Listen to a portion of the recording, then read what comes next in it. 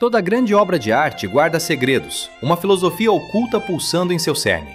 Para desvendá-los, é preciso mais que ver. É preciso entrar na mente de quem a criou, buscar a compreensão profunda de seus dilemas e visões de mundo. Prepare-se para ver além da superfície. Vamos nessa? Sabe, já aconteceu assim, no meio do silêncio, de uma pergunta simplesmente brotar na mente? Sem ser convidada, sem aviso. Uma pergunta que parece tão simples, mas que de repente parece carregar o universo inteiro dentro dela. Pois é, para uma jovem chamada Sofia, a história toda começa exatamente assim, com um bilhete, um bilhetinho anônimo na caixa de correio. E nele, só 3 palavras, mas que 3 palavras. Elas abrem um verdadeiro abismo sob os pés dela. Quem é você? É aquela pergunta, sabe? Aquela que a correria do dia a dia faz a gente engavetar. Mas que uma vez que ela é feita de verdade, ela não nos larga mais. E como se não bastasse, logo em seguida, vem outra. De onde veio o mundo? Olha, isso aqui não são perguntas comuns, né? De jeito nenhum. São convites, são como chaves mesmo. Chaves que abrem portas para uma jornada que vai virar de cabeça para baixo o jeito que a Sofia e, quem sabe, o jeito que a gente também enxerga a própria existência. A história nos pega bem naquele ponto em que a vida vira rotina, sabe? Aquela anestesia dos dias que são todos iguais, que meio que transforma a gente em espectador da própria vida. Só que essas cartas, elas são um choque, um despertar, um convite pra gente ir lá buscar aquela curiosidade de criança, pra voltar a se espantar com o simples fato, com o mistério de se estar vivo. E o mais interessante é como isso acontece. O tal remetente misterioso, que a gente descobre que é um professor de filosofia, ele não dá nenhuma resposta de bandeja. Nenhuma. Pelo contrário, ele usa a arte antiga de Sócrates. Ele faz perguntas. E isso, olha, isso é tudo. Porque a ideia não é entregar o peixe, né? É ensinar a pescar. Ele meio que obriga a Sofia a sair daquela passividade, a não engolir o mundo do jeito que ele vem, mas a ir atrás da verdade por conta própria, a buscar dentro dela mesma. E é aí que a coisa começa pra valer. Guiada por esse professor, o Alberto Knox, a Sofia embarca numa viagem. E que viagem! Não é uma viagem por lugares, mas pelo tempo, pelas épocas, uma viagem pela própria história da mente humana. Imagina só, ela vai navegando por esse rio de ideias, encontrando as mentes que construíram o nosso mundo. A viagem parte lá dos pré-socráticos, os primeiros a se perguntar sobre a natureza do universo, e desemboca nos gigantes da Grécia, Sócrates, Platão. A correnteza leva até Descartes, lá no século XVII, aquele que teve a coragem de duvidar de tudo, até da própria realidade, e vai até os existencialistas já no século XX, com aquela busca incessante por um sentido. Cada parada nesse rio é um novo par de óculos para enxergar o mundo.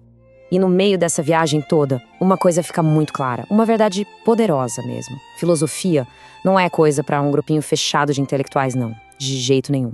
É uma herança nossa, de todo mundo. É uma ferramenta que está aí, disponível para quem quiser entender. Não só o mundo que está lá fora, mas talvez o mais importante, o universo imenso que a gente carrega aqui dentro. Mas aí, quando tudo parece estar se encaixando, quando a Sofia está se sentindo em casa nesse rio de ideias, acontece uma virada. A filosofia que ela está aprendendo começa a vazar, a invadir a realidade dela, de um jeito que não deveria ser possível. A aventura dela virou outra coisa, algo vertiginoso. Ela começa a notar que o mundo dela tem umas falhas, umas coisas que não batem. E é aí que uma verdade nossa, uma verdade devastadora aparece.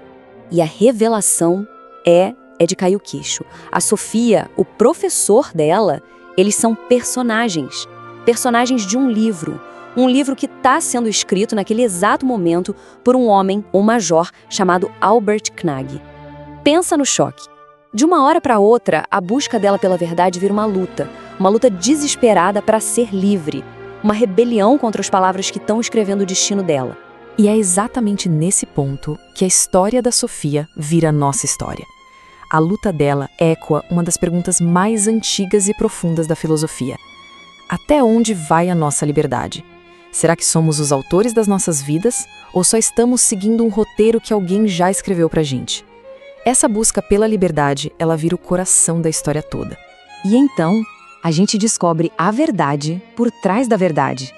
O legado das perguntas, o presente de um pai. A gente percebe que a história da Sofia Na verdade, não é para Sofia, é para outra pessoa. A verdadeira aluna dessa aula de filosofia é uma outra jovem, uma garota chamada Hilde.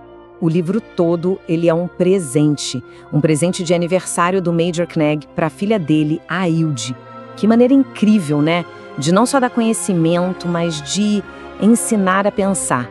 É um projeto de pai, um jeito de dar a ela as armas para lutar contra a banalidade do mundo, para garantir que ela nunca perca essa capacidade de se maravilhar com as coisas.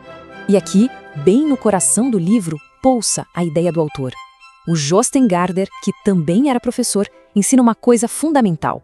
O valor de verdade não está em achar a resposta, mas sim em se apaixonar pela busca. O verdadeiro tesouro não é o ponto de chegada, é a beleza de fazer as perguntas que nos fazem caminhar.